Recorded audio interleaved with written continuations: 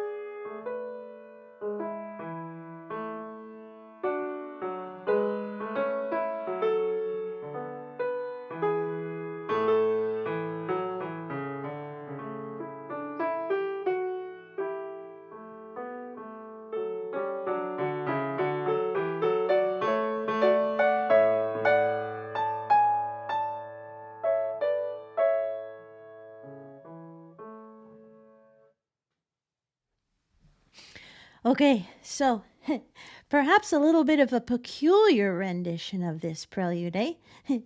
This method of practice, which involves a lot of stopping and lingering, smelling the flowers or hearing the flowers in this case, taking time to listen. And this is often the case when I'm beginning my practice session for the day. I've just done my stretches on the floor and I'm diving into the piece. And I like to practice this way because it helps to further limber myself up. This piece is in a triple meter. It's in 12/8. Triple it, triple it, triple it, triple it. I'm trying to get it to lilt. I also want as warm a tone as possible. In other words, I don't want crashing and banging. I don't want harshness. I don't want this.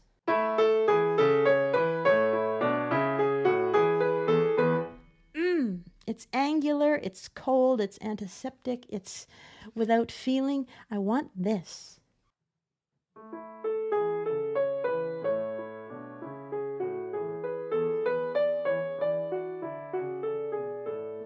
It's as though someone has turned a warm light on and not just a white light that's like medical grade, like I want warm lighting here. Speaking of lighting, I've been trying to figure things out in my new home. Lighting is not easy, let me tell you, that's an art. But by taking time like this, I am able to listen better to my tone. I'm able to exaggerate the amount of release of my upper arms away from the body. I'm also doing a lot of overlapping, or we might call it finger pedal. This is where you play a note, you keep it down as you play the next one, and then you lift up the previous note. So you get a little bit of the two sounds at once kind of thing.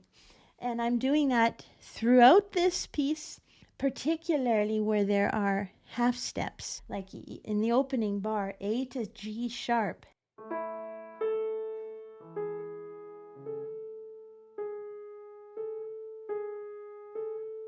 As opposed to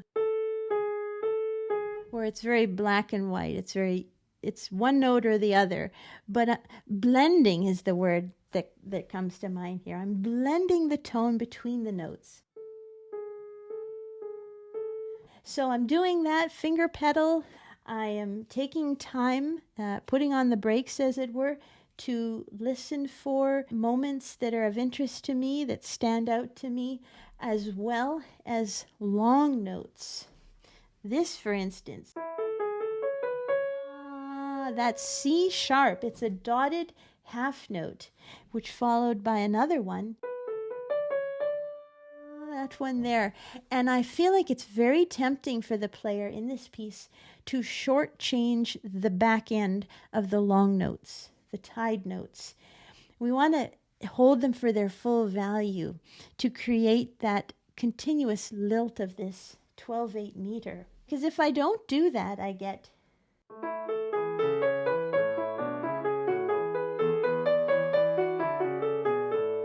unsatisfying. It's like you're paying for the whole piece of cake, but you're only getting like the icing. You want the whole thing.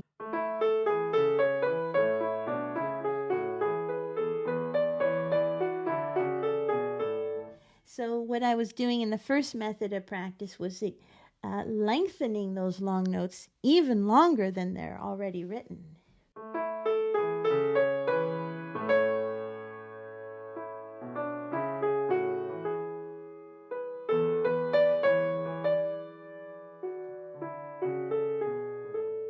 That also helps you to listen to the imitation between the parts and to prepare your sound. That is the biggest challenge in this piece, is getting each voice, particularly the top two, the soprano and the alto, to have their own unique distinguishing color, their own costume, if you want to call it that.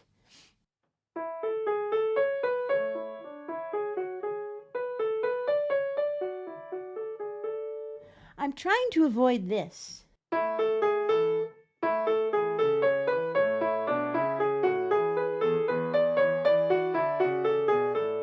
I just take those two voices, again, here's what I'm trying to avoid.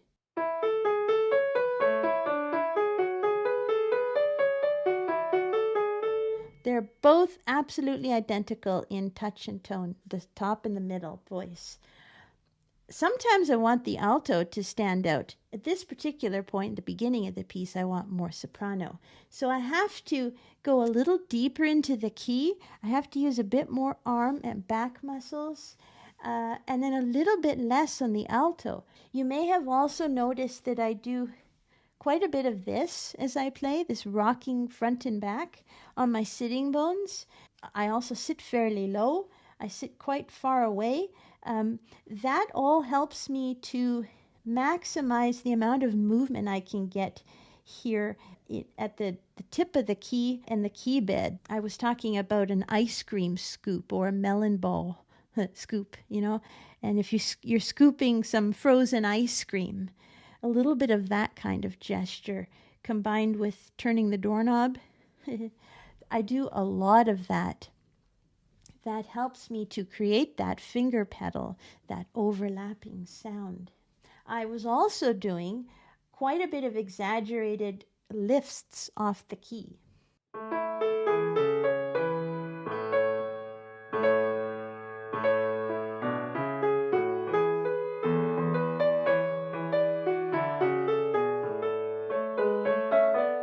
Not in all places, but usually where there was a pronounced bass part.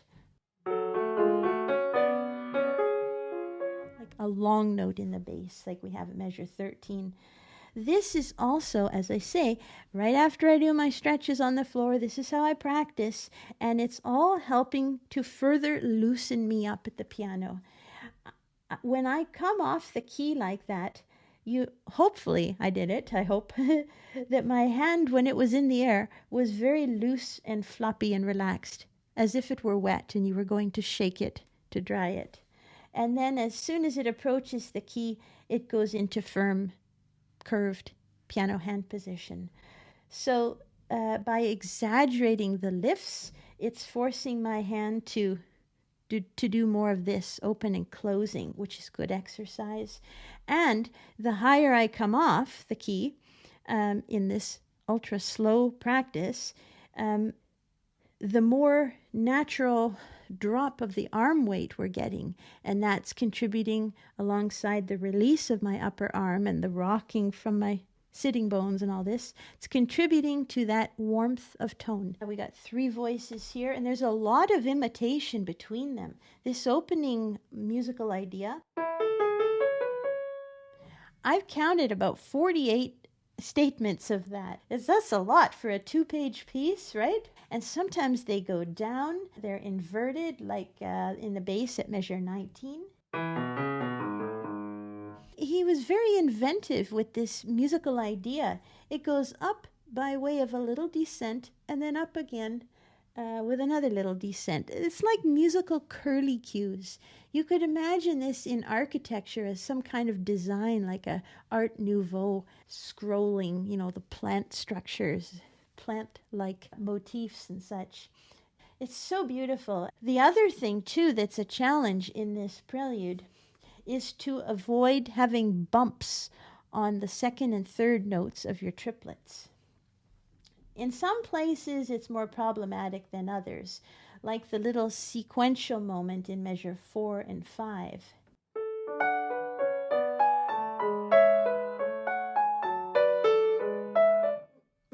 And it sounds like we're falling down the stairs. So I'm trying to not accent, because that's too harsh and aggressive, but I'm trying to gently emphasize the fronts of my triplets. So something more, and the slow practice helps with that, which hopefully gives us this.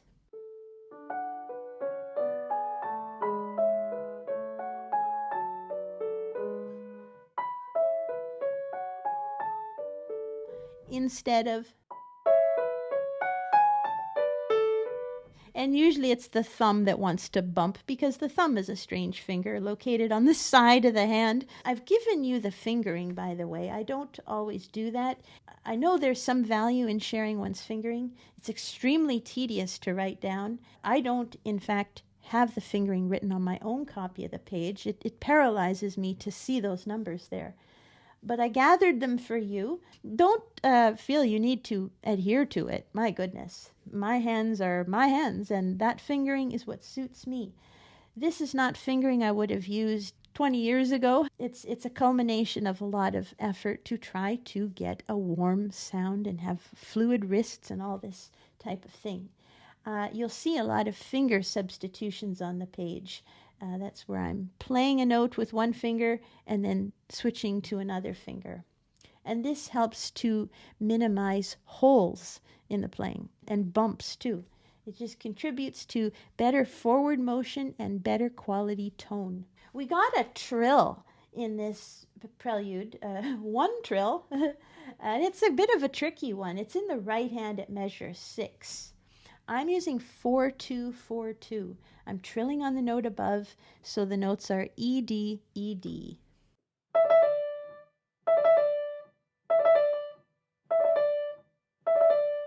As I've said before, when you're playing a trill, push off like a trampoline, like, you know, you go to jump on your trampoline to get some height, right? Push off on the front note of the trill, which in this case is the E. Otherwise, you get this. I have a hard time doing it because it's so anti what I'm used to doing. It's also like getting your accent on the wrong syllable. If I say the word synchronize, I'm emphasizing the first syllable, synchronize, not synchronize, synchronize, synchronize.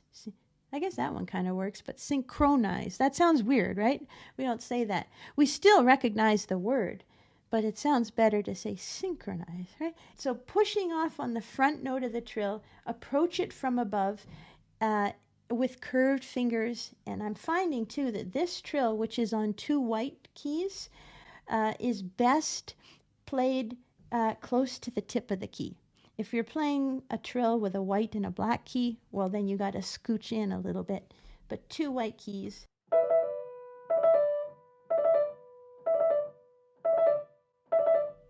And I'm approaching the trill from above the key.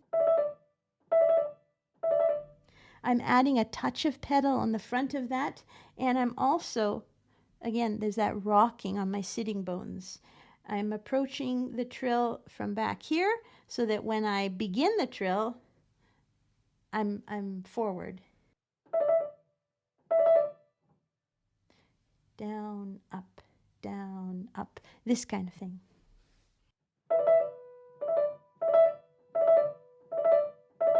And if it's not coming, then just slow it down. Think of it as a 2-note slur. Stress, release. And then speed it up.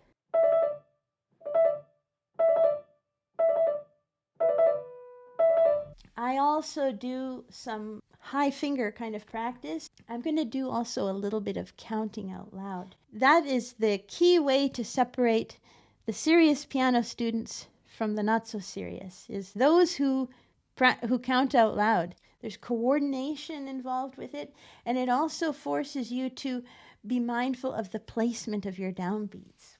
Okay, so I'm going to do forte staccato with counting out loud. Okay, here we go.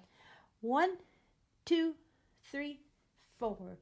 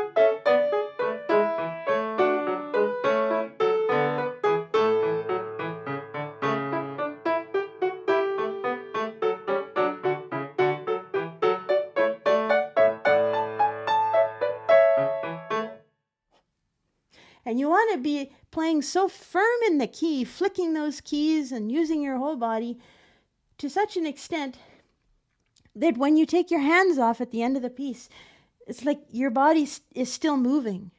And I should mention a little bit about character too, because when playing a prelude in fugue, we have to be mindful of the fact that following the prelude comes the fugue. And it's nice if the two can complement each other and have a little bit different vibe, a little character to set them apart. I am approaching this fugue being in a kind of a robust, upright, energetic, quick kind of quality, extroverted.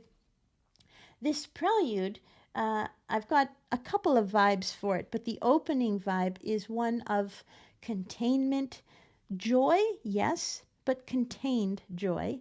A little bit introverted, a little bit precious, self-contained, this kind of quality of sound.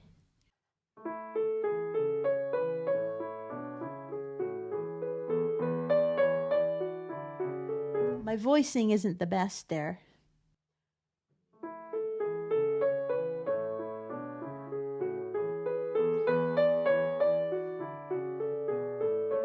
So the voicing is better there, but I got a few thumb bumps. But that's the general vibe I'm going for. But then as the piece progresses and we return to the home key of A major in measure 20, and then especially the D major entrance in 22, that to me is quite full and extroverted. If we were to use the analogy of a boat, the opening of this, for me, and what I'm trying to do with the piece, the opening would be a little canoe. No motor on it, right? Just a quiet canoe. You and your dog, on the quiet water and,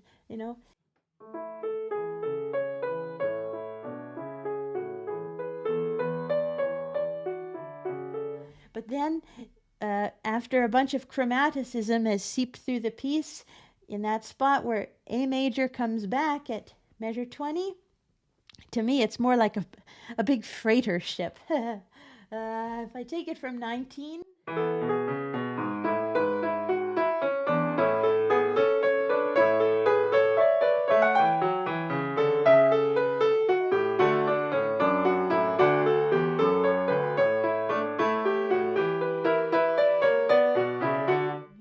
It's much more full and extroverted. I'm going deeper into the key. I'm using more of my upper body, more release of my upper arms. And one more thing for this prelude, which will lead nicely into the fugue, and that is bringing out different voices at any given moment. There's no right or wrong to doing this. It comes from lots of practice and experience, and from taking apart the voices and playing them by themselves, mixing and matching them in different combinations, and getting to know them as people, as little characters. For instance, this spot in the bass from 16, how about?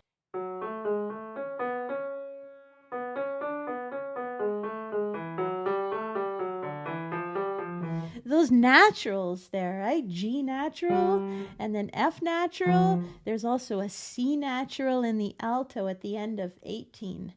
I wouldn't discover those things if I hadn't played the voices several times by themselves or many times. You get to know them and find what you like the A sharp in the alto at measure 24.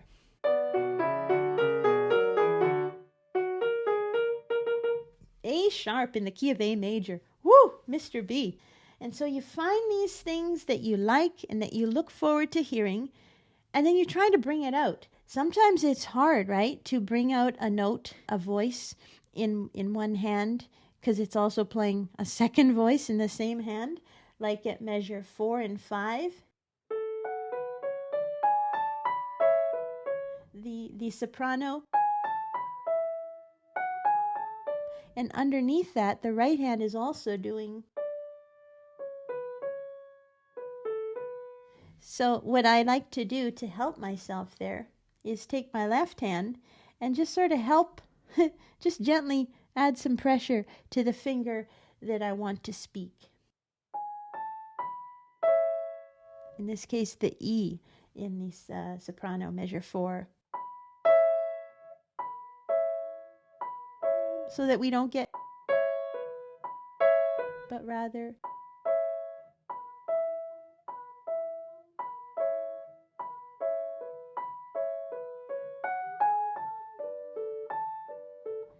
this particular passage involves much of this kind of gesture because it's quite a stretch.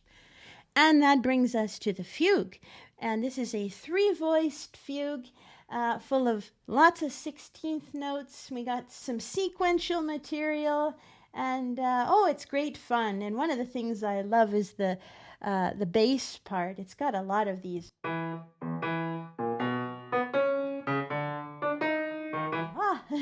There's a lot of wide intervals in this bass. That was measure 23, 24. It happens elsewhere in the piece. I like to bring that out because, as I say, this fugue to me is more robust and extroverted and upright and assertive and energetic, quick, playful, all those adjectives, much more so than the prelude. And so to me, bringing out those wide bass intervals is a great way to make that vibe come alive. What we need to do here, and that is to isolate single voices. I'm going to play you the bass. I don't have time to play each voice individually for you, but we'll do the bass. I'm partial to the bass in this fugue, and I'm trying to play it as though it were the whole piece, falling in love with just that one voice. Not just treating it as though, it's just 1/3 of the piece. I'm going to just half at it. But no, giving it your all, right? You have to be a bit of an actress when you do these things. All right, and I'm enjoying the tide notes, the forward motion. Okay, here's my bass.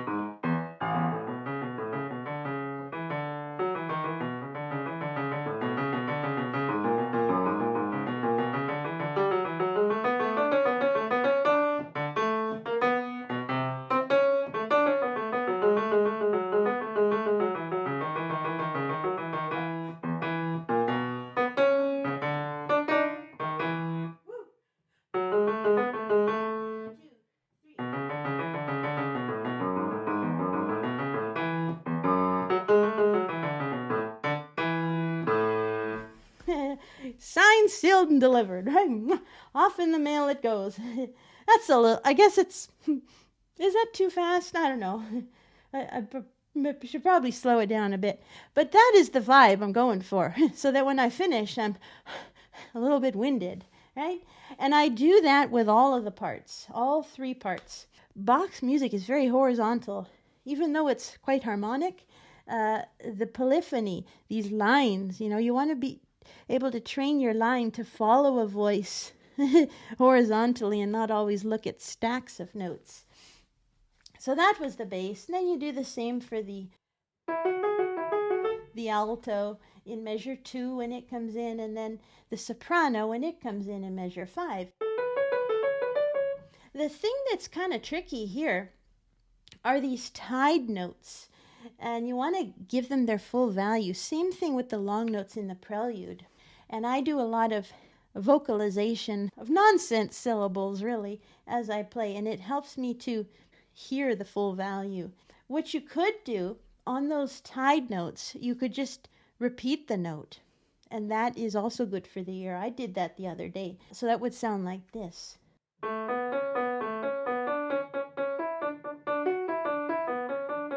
It just helps to sustain that sound in the ear. One of the things that I also do when I'm practicing this fugue is to count out loud. And it is quite useful here with all of those tied notes in particular. So I'm going to do that for you now. The tone here is going to be a little more firm and deep in the key than I would otherwise play the piece with the counting out loud, okay? Give yourself a few beats before you start in, Make sure the temperature of the water in your bath is comfortable before you get your entire body in there. And we have to think of the shortest valued notes, which in this case are sixteenths. So generate your comfy tempo from the fastest notes. 2, 3, 4, 1.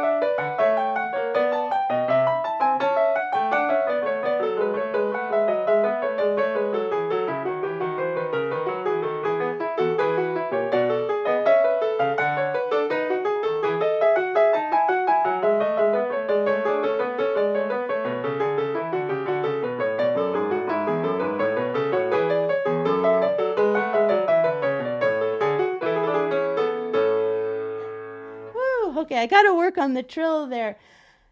In that last bar. There's a couple nasty spots there. I was also accenting each beat. But I could use that opening method I used in the prelude here as well in the fugue, so that I could be capitalizing on some finger pedal in notes that are close together, like the half steps. Might sound something like this.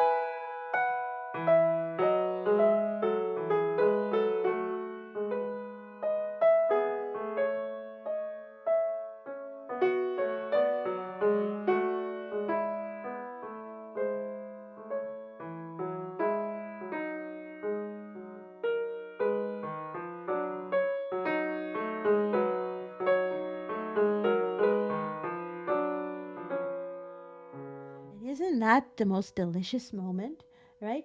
I blew past it when I was playing that forte with the counting out loud. And that's okay, because that method of practice is for a particular problem. It's getting firmness and reliability of pulse and tempo and strong fingers, clear sense of the meter. But it does nothing really to help with tone quality and blending and coloring, right? That's why we have to do this other method of practice where we stop and smell the roses, or listen to the roses in this case. That half step D natural to C sharp in the alto, measure 9.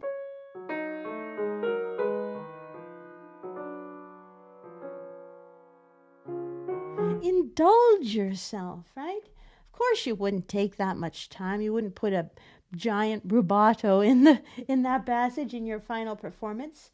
But when you're practicing, indulge a lot.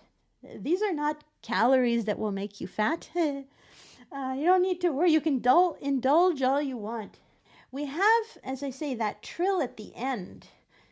Similar to the trill in the prelude, this is a quick one. It's in the last bar, measure 29, in the soprano, between A and G sharp. And then we've got other notes going on in the other part of the hand.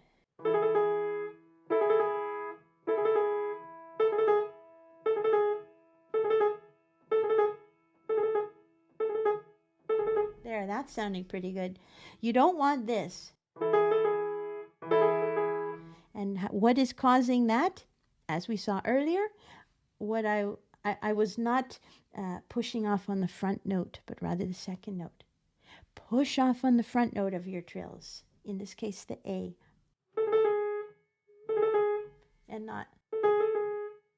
We get falling down the stair syndrome. And again, I'll repeat, approach the trill from above the key with curved fingers. Stay close to the tip of the key. We do have a black key in this trill though, so you have to scooch in a little bit. But stay close to the key and use your upper body, rocking on your sitting bones front and back. So you approach the trill with coming forward on it from above.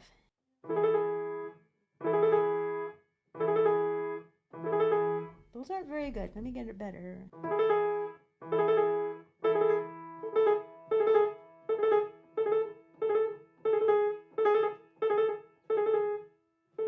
There. It always is better when I wave my left hand. I don't know why that is.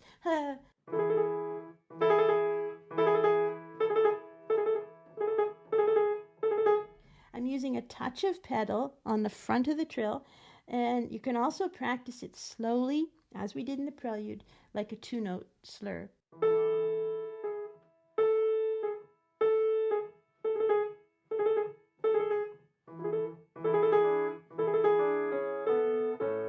And then pick the tempo up. I am bringing the bass out. It's the first voice that enters the piece with the subject. But I'm not giving it full-on spotlight. It's a little bit muted. And then when the alto comes in measure 2, I'm choosing to continue hearing my bass. And then through the middle of measure 3, then I'm doing the handoff from bass to alto.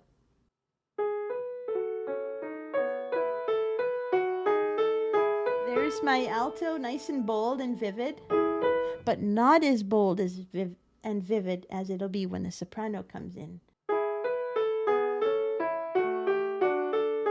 And then some bass here. I'm letting the bass finish that at measure 4. Before then the soprano is like, I want the show.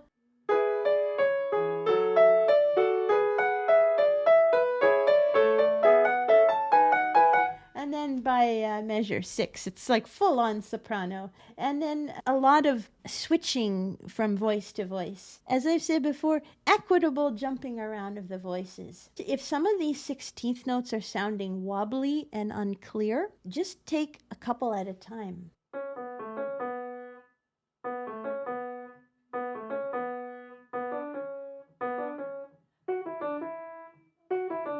This is measure 2.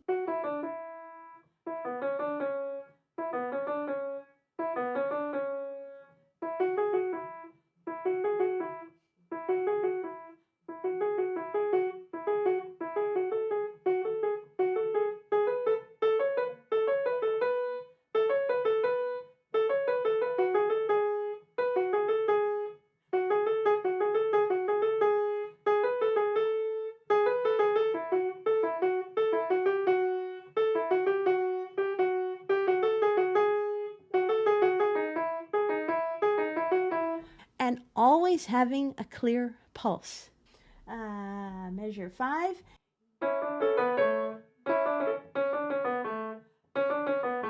Three, 4.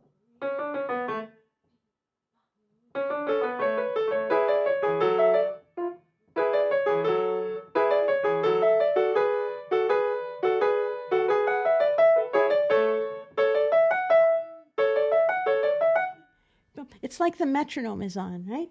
So try to fit your playing into a regular, reliable pulse. Oh, and I wanted to mention too, before I wrap this up, I was playing at 16 in the bass, and I was breaking it up like I just suggested you do. I was doing this. And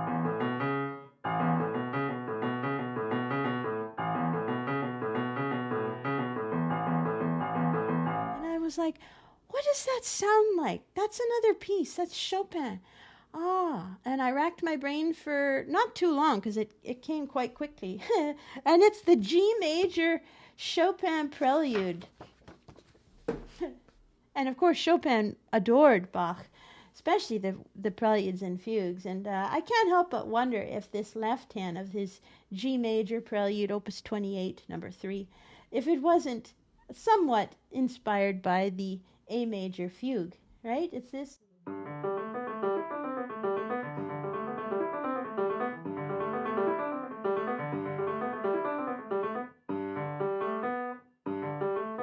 Versus.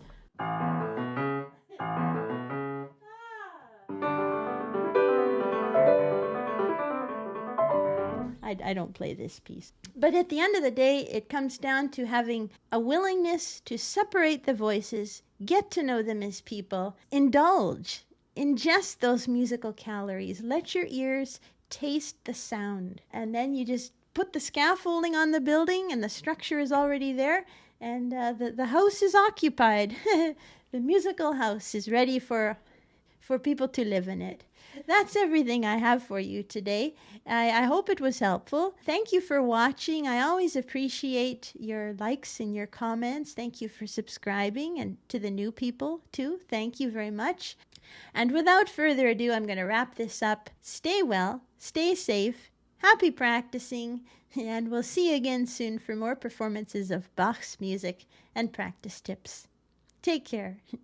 Bye-bye.